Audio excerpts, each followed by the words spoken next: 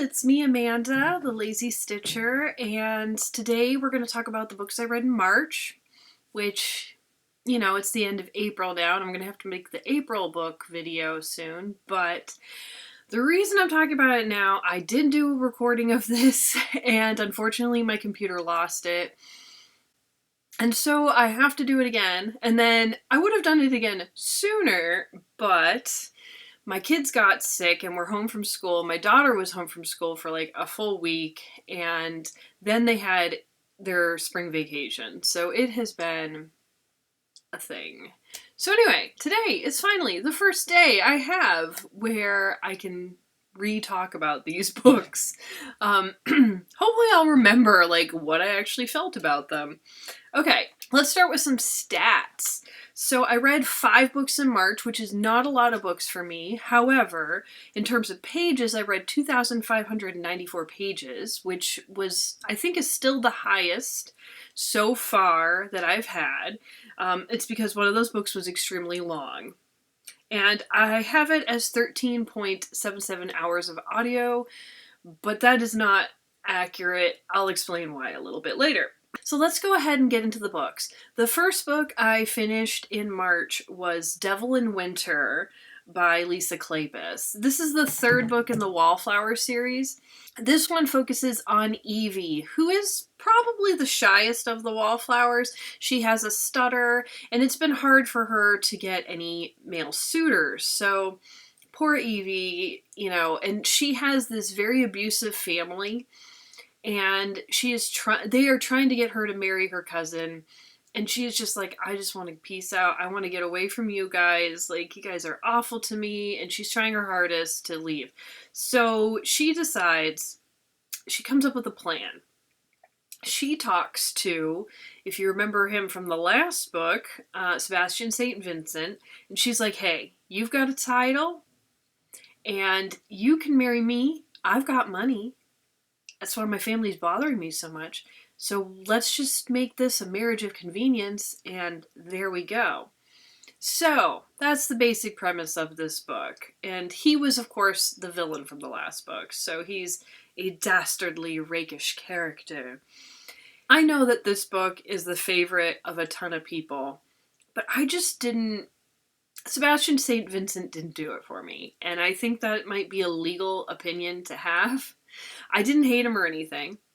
I just did not love the guy. Like, he was good to Evie. I'm not going to deny it. He just didn't do it for me personally. That said, I still really enjoyed this romance. It's very sweet, very romantic, and I would highly recommend it, especially if you like the other books in the series. I gave it a 3.5 stars. That's a little low, I'll admit, but we're going with the heart here. But I still think it was a great romance novel, especially if you're into historicals. This is like the one that everybody loves. The next book that I read in March was Under the Dome by Stephen King. So this is one of the books for my 12 and 12 challenge, where I have 12 friends recommend books. My friend Liz recommended this one. This one's a doozy. It's a very long book. And this book is like 1,000 pages or something ridiculous. It's very, very long. I read this one on my Kindle, but also I listened to the audiobook. So when I said that the audiobook, the amount that I listened was not accurate, that's why. Because I actually listened to a good chunk of this book. I don't know if it was half and half. I'm not sure. But anyway, the narrator for the audiobook is good, by the way. Just, I enjoyed him. But I think I actually enjoyed listening to this one more than physically reading it on the Kindle. And because it syncs with WhisperSync, I went back and forth because I was like, this book is way too long. That's the only way I'm ever going to actually finish it. So, the premise of this book is a small town in Maine suddenly gets encased into an invisible, unbreakable dome. That is the basic premise. So, what this book is like is we've got this whole society breaking down thing, and we've got your good people and your bad people, and we've got them conflicting with each other, and it's like a power struggle basically. And yeah, like I said, that's the basic premise. Our main villain is this guy, Big Jim Rennie.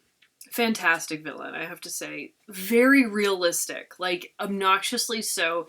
I hated him so much, and it was just like this. He is such a real, like you can picture a real person just like him, unfortunately. And our good guys, some of them are a little bland. I think the main character, who's ex-military, he's a little bland. They call him Barbie. His last name's Barbara. But most of the other good guys are actually pretty interesting characters. Honestly, all the characters are pretty interesting. That's what I have to say about this book. The characters are fantastic. They feel like real people. You can totally picture real people like this. So I thought that was great. And I think a lot of the build-up in this book is absolutely fantastic. The plotting and the pacing and what's going on, I was enthralled, while also it's very tense and freaked me out too. This is not my usual type of book. As you all probably noticed, I tend to like more lighthearted, fluffy things. This is not it. This book was intense. I was on the edge of my seat the entire time. The thing about this book, it's good, it's leading up to something, but then there's an event that happens near the end. A lot of people call it just the ending, but it's not the technical ending. Near the end, an event, something happens. And honestly, I hated it, like 5,000% hated it so much. Because the event that happens, I'm trying to do this without spoiling it, but the event that happens basically makes the rest of the book not matter. And that pissed me off so hard. Because it was just like, why did we go through any of this? None of it mattered because of this big event. Did not like it. And it kind of ruined a good chunk of the book for me. The explanation of why everything is happening, I was fine with the explanation. Made enough sense to me. It was fine. No real complaints there. And the ending was fine. It was okay.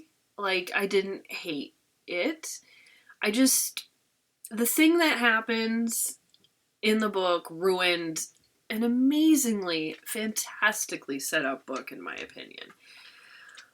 I had a hard time rating this. I gave it 4 stars. Realistically, it's more of a 3-star book, honestly. It was a 5-star the whole way through, and I was like, I'm not enjoying this book because it's stressful, but this is a 5-star book, 100%. And then, just, ugh. So keep that in mind. I know there's a TV show. I hear the TV show is quite a bit different. I haven't watched it. I'm vaguely interested in watching it, but like knowing what happens, maybe I won't bother. So anyway, yeah, if you're a big Stephen King fan, then I could see going for it, obviously, but I don't know how much I recommend it. Like, I basically talked my husband out of listening to the audiobook because of what I had to say.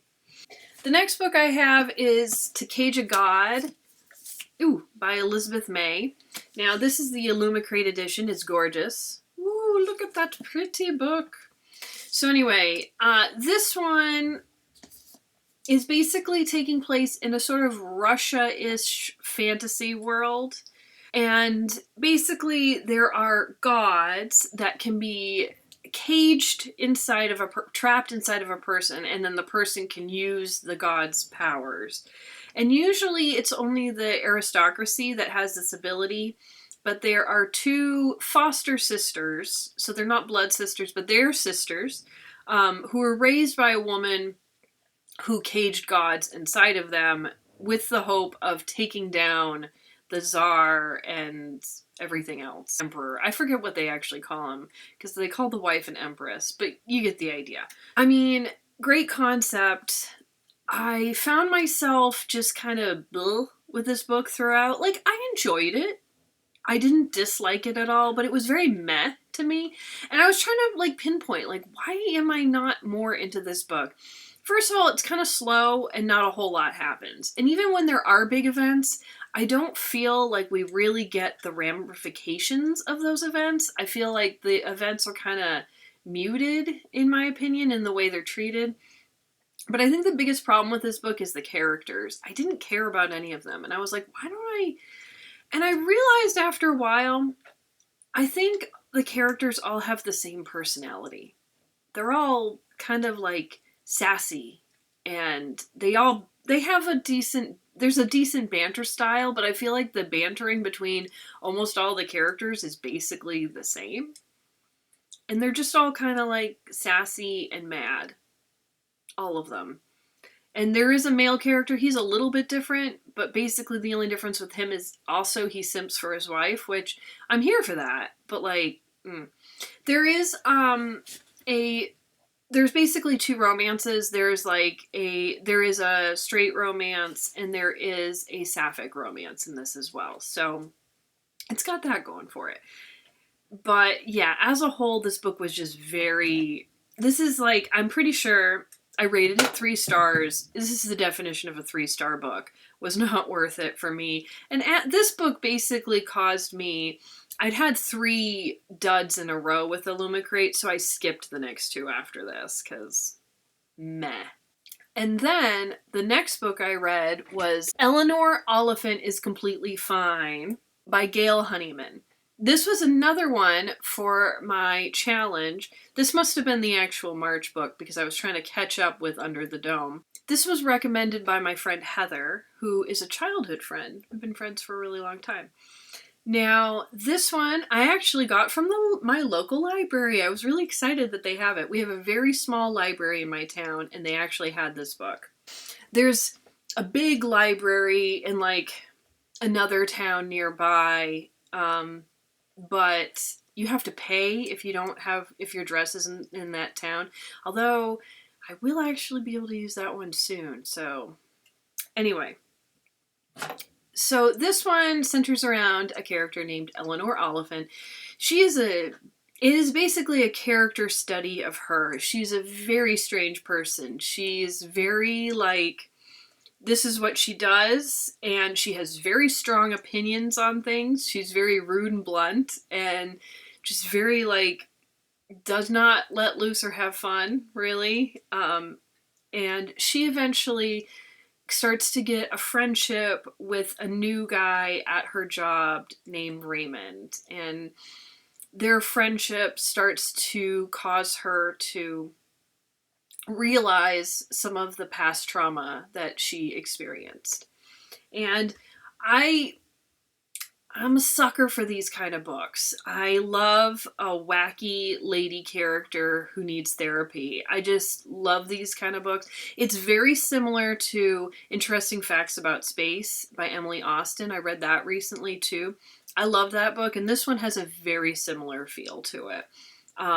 This one came before that one, though, so I just want to note that. But I'm not saying they're copycats. They are different, but it's just good to kind of note these things. So anyway, I don't have a ton to say about it other than I really enjoyed it. I gave it 4.5 stars. Like I said, I'm a sucker for like a quirky female character. I love it. And my last book for the month is I listened to The Boys in the Boat by Daniel James Brown. This one I listened to as an audiobook. It was narrated by Edward Herman, who is, in Gilmore Girls, Lorelai's dad, Rory's grandfather. Unfortunately, he's passed, but like, fantastic narrator. I was listening to his voice and I was like, that sounds like him. And I looked and I was like, I'm so glad. He did great. Great. This book is a nonfiction book about a rowing team for a college in Washington.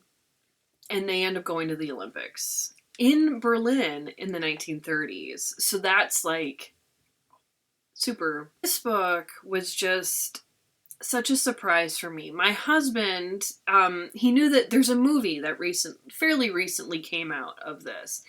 And he had heard of that and he was like, oh, well, why don't I like read the book or listen to the book before, I see the movie. We still haven't seen the movie, by the way, but that's what his thought process was.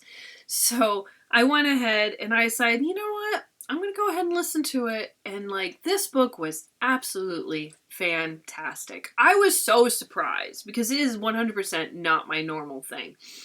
I've been finally getting back into nonfiction and little dribbles because my husband's really into nonfiction. And I was like, well, you know what? Let's give it a shot. Like, let's go out of the comfort zone. Let's go for it. And if you're one of those people who, even though you're not into sports, you love those sports movies of the underdog story, which is what I'm into, you're gonna love this. It's so good. It's so good because now there's a few reasons I think this is fantastic. Now, first of all, it mostly focuses on one of the rowers, a man named Joe Rance, and Joe Rance actually told the story to the writer of this book so that his story could be, portrayed. But the thing that makes this especially fantastic is it paints an entire picture of everything. You get Joe and his backstory and what his life was like, but you also get to learn about all the other gentlemen in the boat. And then you also get a picture of what it was like to live in Washington at this time period. But he also tells you what's going on in the rest of the country at this time period. And then he also tells you what's happening in Germany at this time period. It is amazing. You get this whole picture of everything. So everything has context and there's beautiful descriptions. Oh my God. It was just so good. This is a fantastic book. If you're into like sports underdog stories, even if you're not, this is like one of those books that's for basically everybody. I highly recommend it. I gave it 5 stars, which is really surprising for me. Now that's actually it. That's all I read in March. And soon enough, you're going to see me again for April books. Yeah, if you made it this far, would you give me a flower emoji, please? It makes me feel so touched when someone's actually watched. I hope you're all doing well, and see you again probably next week. Bye.